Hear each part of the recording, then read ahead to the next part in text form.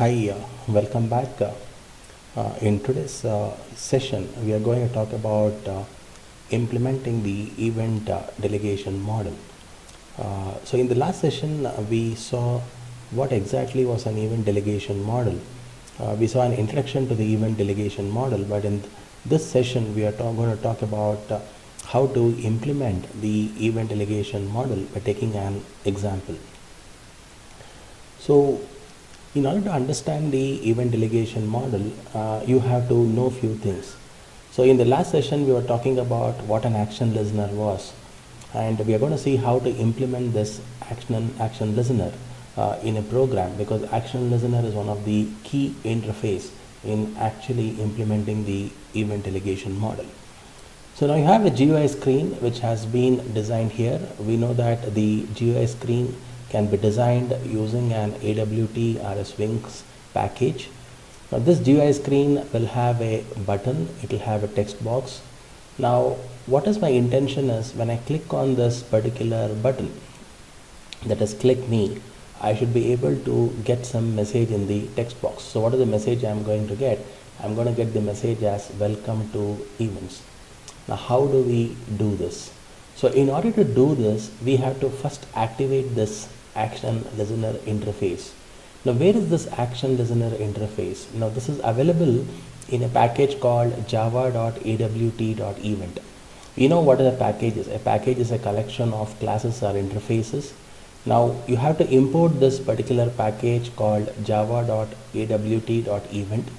Now when I import this particular package, so you will be able to actually extend this particular interface called action listener.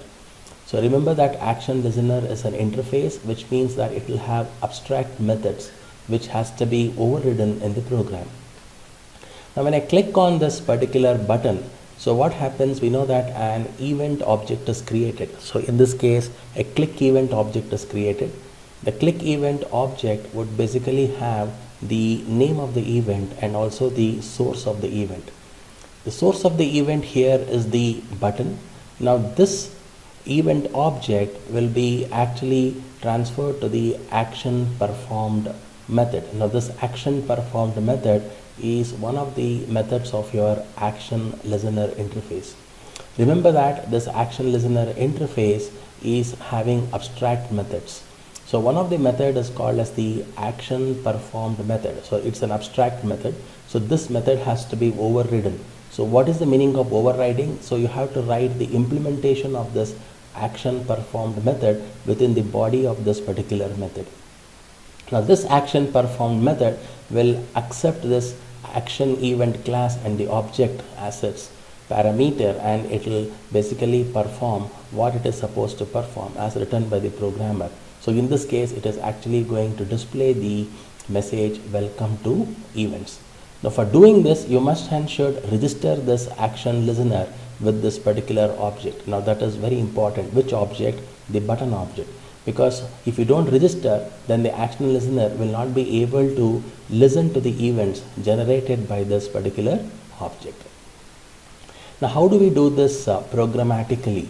The first and the foremost thing is you have to import java.awt.star. Now you know why is this required? Because you have to create a GUI interface. So you are using an AWT package in order to create a GUI interface, because I require a form, I require a button, I require a text box. So naturally you require java.awt.star. Mind that you can also do it using Swings.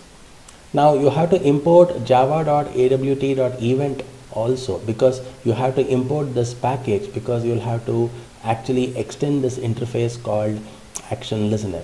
So if you want to extend the action listener, then you have to import this package called java.awt.event.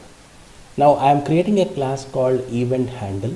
Now this event handle is extending the frame and it is implementing the action listener. You know what implement stands for? Implements is basically for extending the interface. So you are extending the frame class which belongs to java.awt package, and you are implementing the action listener interface, which is actually from the java.awt.event package.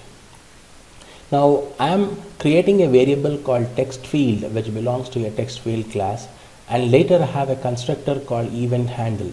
So what is written inside the constructor? You are creating an instance of a text field class which is called as a text field. So this is an object of a text field class. So an object called text field is created, and you are setting the boundaries of this particular object by specifying the coordinate positions and the width and height. The next thing is I am actually creating a button called B, where I am passing this value called click me. So in this case I am actually printing this message called click me on the button, and you are setting the boundaries of the button as well. And finally you are also adding an action listener to this button object. So you can see this statement here, b dot add action listener this. So what this states that it belongs to the current object. So the current object is B. So when I say B dot action listener of this, it means that you are registering the B object with the action listener. So remember that action listener is an interface. Then you are adding the B object, that is the button, into the frame. You are adding the text field into the frame, and you are setting the size of the frame, and you are setting the layout of the frame to null, and finally you are setting the visibility of the frame to true. Now that completes my constructor.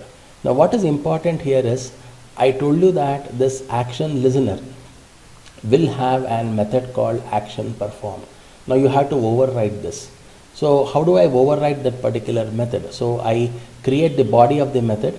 So I say public void action performed action event E. So action event is the name of the class, and E is the object. So inside that particular action performed method, I am going to write text field dot set text welcome to events. So text field is the text field object, and the set text is the method which will set the value of the text field to welcome to events. Now this is your main program logic of the class. Now how do I run this program? You have to have a main class. In the main class you are going to initiate the object of the class called event handle. Now that is done using new event handle. So when you do this, what happens? Your constructor is called. So when the constructor is called, all these statements will be executed within the constructor, and finally you are going to get the output. So let's see how to do that. Okay, let me take you to Eclipse and show how exactly this program is working. Okay, now this is the program which implements a simple event delegation model. So you can see that you have imported java.awt.star, and you have imported java.awt.event.star, and this is the code which is basically overriding the method called action performed.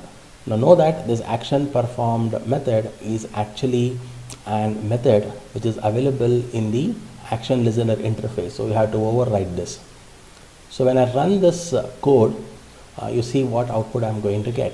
So you can see that you are getting this frame, you are getting the text box, you are getting the button. So when I click on this particular button, you can see that welcome to events appears in the text box. So this is a simple example of how to perform event handling in Java. Thank you for watching this particular session. I will see you in the next session, where I'll show you one more program on event delegation model. Till then, take care. Bye bye.